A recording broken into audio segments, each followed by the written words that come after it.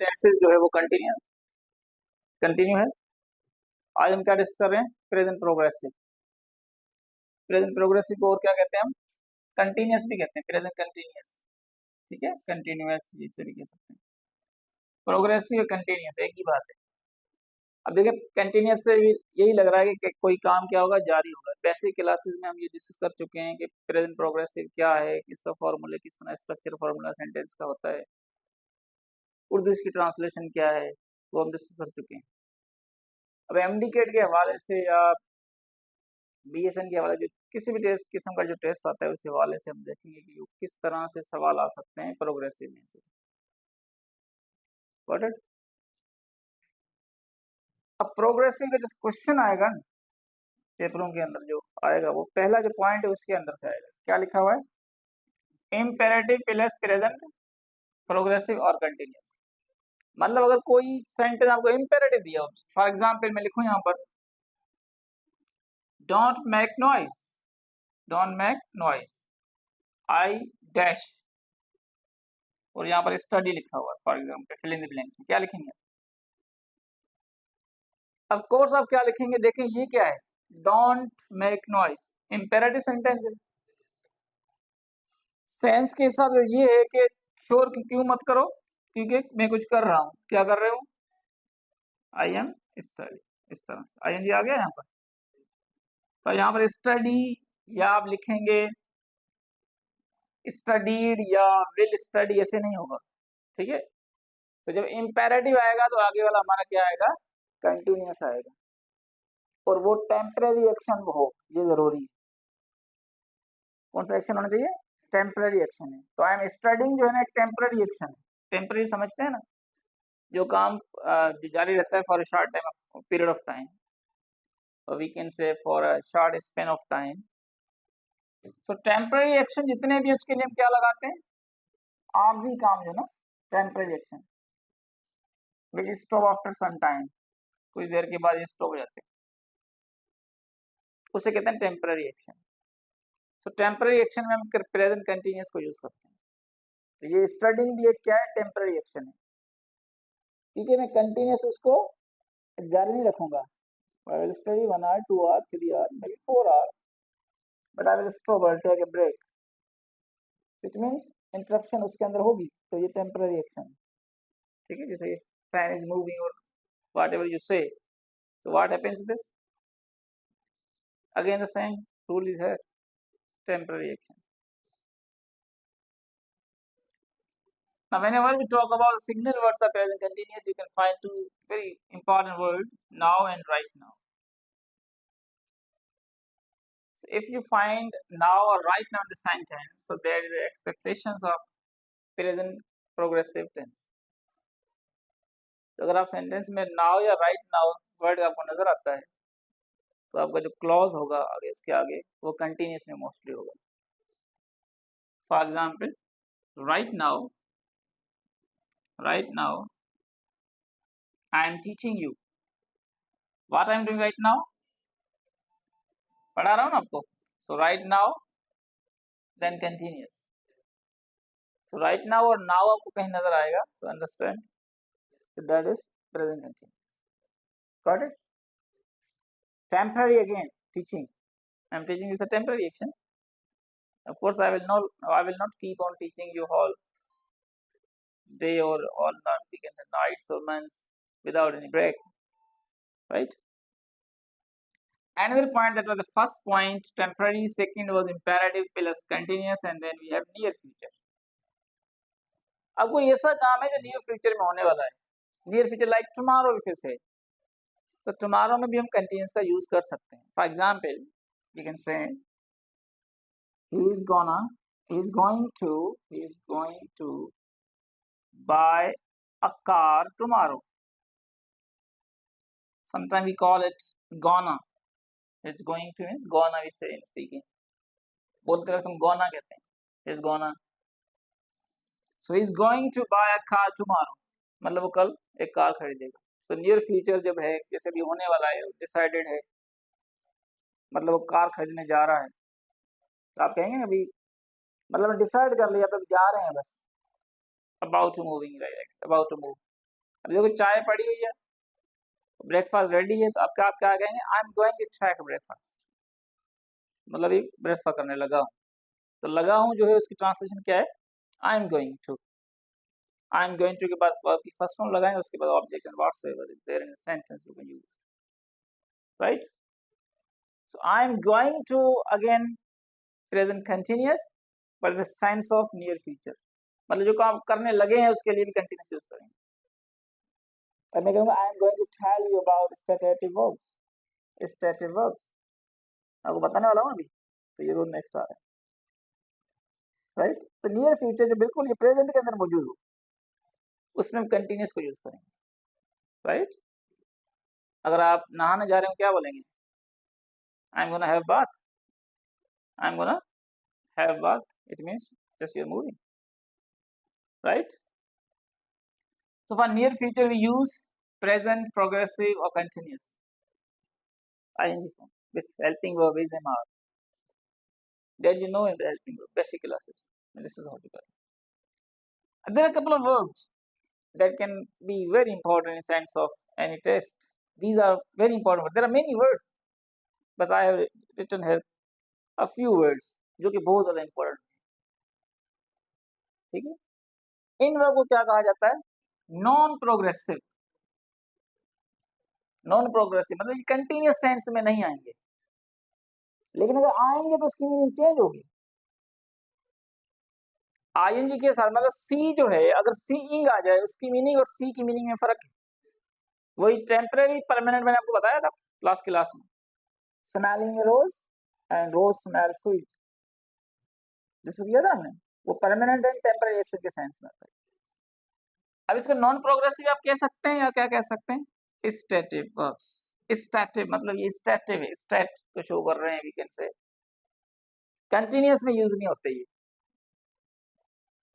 For example word is wish, आपका I am wishing you this is this word, I am wanting water, ऐसे नहीं होगा,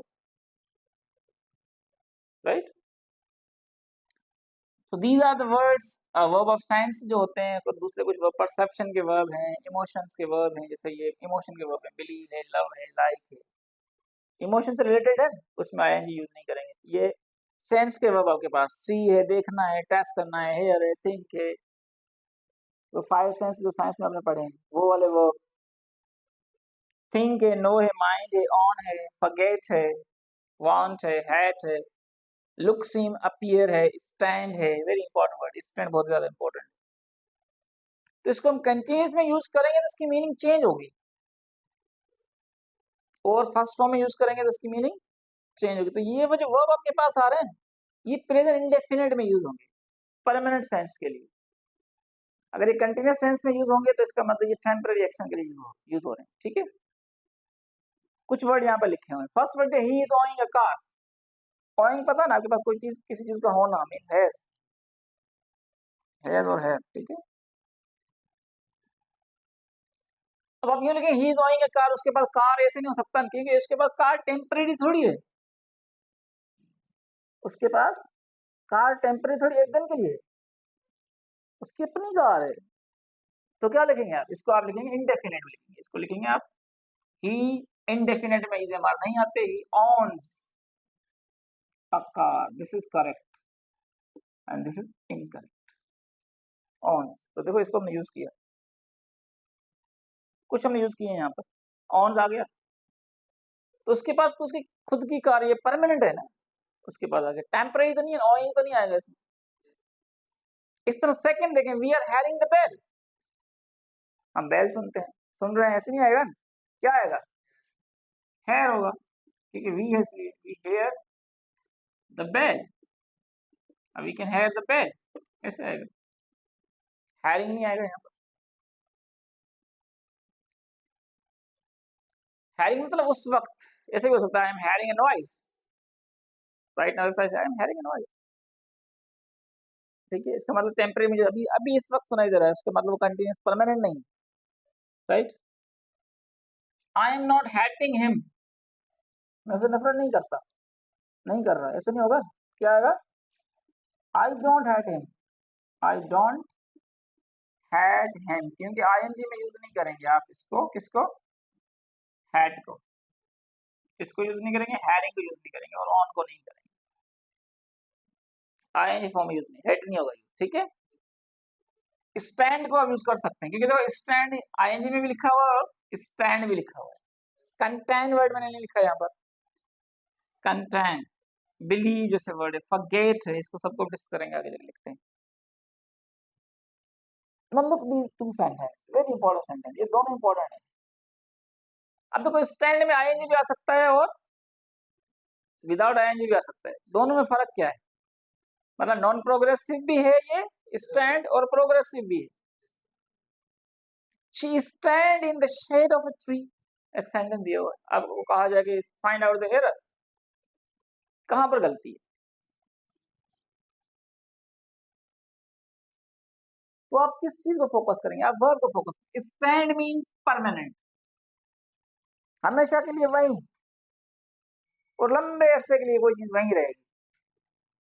So how she can be in the shade of tree for a long time or for a couple of months? Possible है कि वो tree के नीचे खड़ी हो बदले से एक रात हो जाए, 2 रात, 10 दिन, महीने हो जाए, ऐसे तो नहीं होगा।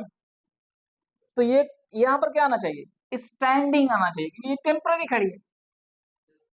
क्या आना चाहिए, स्टैंडिंग आना चाहिए, she is standing, is standing, correct, समझ में आ गया। टेम्पररी है ना, आरजी है, उसके बाद वो थोड़ी देर के लिए नहीं, तो रात होगी फिर धूप में कैसे खड़ी रहेगी शेड के अंदर, शेड ही खत्म हो जाएगा बस। लेकिन सेकंड सेंटेंस देखो क्या आईएनजी में यूज किया हुआ है, the mosque is standing in the centre of the city. Now अब यहाँ पे स्टैंडिंग नहीं आएगा, क्यों नहीं आएगा, क्योंकि मॉस्क वहां पर खड़ी है, परमानेंट है, वो तो परमानेंट है, तो परमानेंट के लिए क्या होगा, अब यहाँ पे स्टैंड आएगा। तो देखें स्टैंडिंग और stand both can be very important, but you must look at the sense in the sentence, sense क्या उसको देखना बहुत जरूरी है। तो सेंस आप देख रहे हैं कि स्टैंडिंग का मतलब कुछ और है, स्टैंड का मतलब कुछ और है। स्टैंड आप कब यूज करेंगे, व्हेन परमानेंट एक्शन आपको नजर आ रहा है, और स्टैंडिंग कब यूज करेंगे, जब टेम्पररी एक्शन होगा। तो स्टैंड कैन बी स्टैंडिंग और कैन बी स्टैंड, इसलिए मैंने कहा ये इंपॉर्टेंट है, stand and standing, right, clear हो गया। Another very important, this book containing good subject matter, इस किताब के अंदर अच्छी नॉलेज है। तो अच्छी नॉलेज है क्या, एक दिन के लिए है, यस 2 दिन के लिए है, इसका मतलब परमानेंट है ये, तो क्या आएगा, इंजीनियर आना चाहिए, इंजीनियर क्या आना चाहिए, कंटेंट्स, क्या आना चाहिए, कंटेंट्स, क्या आएगा, कंटेंट्स आएगा। क्यों कि बुक के अंदर जो नॉलेज है परमानेंट है, भी बुक के अंदर आ गई, ये परमानेंट है, ऐसे कि नहीं है आज के लिए वो कंटेनिंग गुड सब्जेक्ट मैटर, वही बुक कल जाके कुछ और हो जाए, that's not possible, right now, clear. So these are some important points. Just be first you should note them, then we move ahead. उसके बाद हम आगे देखते हैं इसको। Hurry up. So signal word, present continuous को हम थोड़ा इसको आगे फाइंड अप करेंगे आज। देखिए सिग्नल वर्ड की बात करेंगे, पीछे लेक्चर में मैंने क्या लिखा, नाउ और राइट नाउ लिख दिए थे, प्रेजेंट कंटिन्यूअस है ये, ठीक है। अब नाउ और राइट नाउ, उसके बाद ये कि प्रेजेंटली भी आ सकता है, अगर सेंटेंस में प्रेजेंटली आ रहा है, ब्लू वर्ड कहाँ है, सेंटेंस में क्या आ रहा है, प्रेजेंटली भी आ रहा है, इसका मतलब एट प्रेजेंट, इस वक्त, at the moment, at this moment, this याद रखना है अपना। तो ये सारे सेंटेंस किस में जाएंगे, ये इसके आगे जो भी आएगा क्लॉज आपका, ये स्टार्टिंग में भी आ सकते हैं, एंड में भी आ सकते हैं। कौन सा टेंस के साथ लगेगा, इनके साथ लगेगा प्रेजेंट कंटिन्यूअस, जिसके साथ दूसरा भी सिग्नल लगेगा, स्टिल है, स्टिल आएगा तब भी प्रेजेंट कंटिन्यूअस में ये सेंटेंस हो जाएंगे। तो आपने 6 चीजें याद रख, देखो now, right now, presently, at the moment, at this moment and still, ये किसको शो करेंगे, प्रेजेंट कंटिन्यूअस को शो करते हैं। अगर ये वर्ड सेंटेंस में आ रहे हैं तो आपका जो वर्ब होगा वो किस में जाएगा, प्रेजेंट कंटिन्यूअस के अंदर होगा, ठीक है। अब ये वर्ड अगर शुरू में आएंगे तो इसके इनके बाद कॉमा यूज करेंगे आप यूं, ठीक है। ये शुरू में नहीं आ सकता, ये हेल्पिंग वर्ब के बाद आएगा, ठीक है। ये इज एम आर के बाद आएगा, अभी तक स्टिल। क्लियर। इसमें ये इंपॉर्टेंट चीज ये है कि कुछ वर्ड ऐसे हैं जो नॉन प्रोग्रेसिव हैं और प्रोग्रेसिव भी हैं, लेकिन इनकी मीनिंग में क्या होता है, डिफरेंस है। फॉर एग्जाम्पल एक वर्ड हमारे पास स्मेल है, कौन सा वर्ड हमारे पास है, स्मेल है। अब इसमें क्या करेंगे, टेम्परेरी के लिए लगाएंगे आप, तो क्या लगाएंगे इसको, टेम्परेरी के लिए लिखेंगे तो स्मेलिंग लिखेंगे, ठीक है। और इसको आप परमानेंट के लिए लगाएंगे तो क्या लिखेंगे, तब स्मेल लिखेंगे। क्लियर हो गया। तो मतलब जो परमानेंट एक्शन होगा उसमें आप प्रेजेंट इंडेफिनिट यूज करेंगे, और जो एक्शन आपका टेम्परेरी होगा उसमें आप प्रेजेंट कंटिन्यूअस यूज करेंगे। For example, the rose smells sweet, ठीक है, द रोज स्मेल स्वीट। और जो रोज की जो स्मेल होती है वो अच्छी होती है, स्वीट होती है, ऐसी होती है ना, तो ये परमानेंट है, दिस इज पी, परमानेंट है, इसलिए आपने स्मेल यूज किया।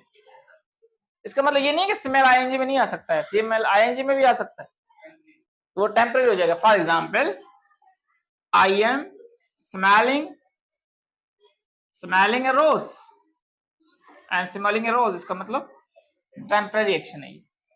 तो देखिए आप, तो इसमें भी आपने याद रखना है कि राइट नाउ आई स्मेल ए रोज, ऐसे हो तो गलत हो जाएगा, तो सेंस को भी देखना है। फॉर एग्जाम्पल दूसरा वर्ड हमारे पास है स्टैंड, कौन सा वर्ड हमारे पास आ गया, very important word stand. Stand भी कंफ्यूजिंग वर्ड है। अब देखो, अगर सेंटेंस आपका यूं आ जाए, he stands in the shade of a tree, ठीक है, एक सेंटेंस ये आ गया। दूसरा सेंटेंस हमारे पास है, the mosque is standing in the center of the city, a town we can write. Now which one is correct, कौन सा सही है, दोनों सही नहीं है। क्यों सही नहीं है, देखें तो मतलब समटाइम्स सेंस पे भी जाना है सेंटेंस, ग्रामेटिकली तो सही है ये, लेकिन फिर भी इसमें एक सेंस में मसला आ रहा है। कहां पर आ रहा है, यहां पर स्टैंड्स नहीं होना चाहिए, कि stands in the shade of a tree, ये परमानेंट थोड़ी होगा, वो खड़ा रहेगा वहां पर, नॉन लिविंग थोड़ी है, वहीं खड़ा रहेगा, या बिल्डिंग बनी हुई है। तो यहां पर क्या आना चाहिए, यहां पर आना चाहिए इज स्टैंडिंग, और यहां पर क्या आना चाहिए, ये परमानेंट है, माउस खड़ी है वहीं पर, इट डजंट मूव, जब मूव नहीं कर सकती वहीं खड़ी है, तो ये क्या लगाएंगे, स्टैंड्स। क्लियर हो गया। Sometime be careful about continuous, आपके पास प्रोग्रेसिव भी होंगे और नॉन प्रोग्रेसिव भी हो सकते हैं सेम वर्ड, तो आपने क्या रखना, याद रखना है कि अगर आईएनजी फॉर्म में आएगा तो इसका मतलब है टेम्पररी है, और वही अगर फर्स्ट फॉर्म में लिखेंगे तो वो क्या हो जाएगा, परमानेंट हो जाएगा। इस तरह स्मेल है, टेस्ट है, टेस्ट को टेस्टिंग लिखेंगे तो टेम्पररी है, टेस्ट लिखेंगे तो यूनिवर्सल है। हेयर है, हेयरिंग अलग है, हेयर अलग है, वो परमानेंट इस तरह से। थिंक है, आई थिंक, माई परसेप्शन है ये, I think you are a teacher, I am thinking, it means right now I am thinking, इस वक्त के लिए मैं सोच रहा हूँ, ऐसे परमानेंट ये नहीं सोचता, लेकिन आई थिंक बोलूंगा तो परमानेंट मैं यही सोचता हूँ, तो ये मेरी परसेप्शन है। तो वांट है तो वांटिंग नहीं होगा। अच्छा, बिलीव जो है ना, ये नॉन प्रोग्रेसिव है, तो इसलिए बिलीविंग नहीं होगा। ट्रस्ट को आप ट्रस्ट लिखेंगे, ट्रस्टिंग नहीं करेंगे, वांटिंग नहीं लिखेंगे, ओइंग नहीं लिखेंगे, ठीक है। ये कुछ वर्ड ऐसे होते हैं जिसको आप लिख सकते हैं, जब आप लिखेंगे इंडेफिनिट में परमानेंट होगा, इंडेफिनिट में नहीं लिखा हुआ तो वो टेम्परेरी होगा। अपीयर है, इट लुक्स होगा, it is looking, it appearing, you are looking, now you are looking, it means इस वक्त temporary you are looking this, right. तो सिमिलर इसी तरह से, तो ये जो ना कंटिन्यूअस में यही चीज इंपॉर्टेंट है, वैसे काफी दूसरी चीजें भी हैं लेकिन इंपॉर्टेंट यही, प्रेजेंट कंटिन्यूअस में जो है वो पार्ट वन वो और ये, इनको मिलाकर ये कंटिन्यूस हमारे ऊपर वाइंड अप हो गया है। अब इसको आप लिख लें और इसके ऊपर वाइंड अप करें।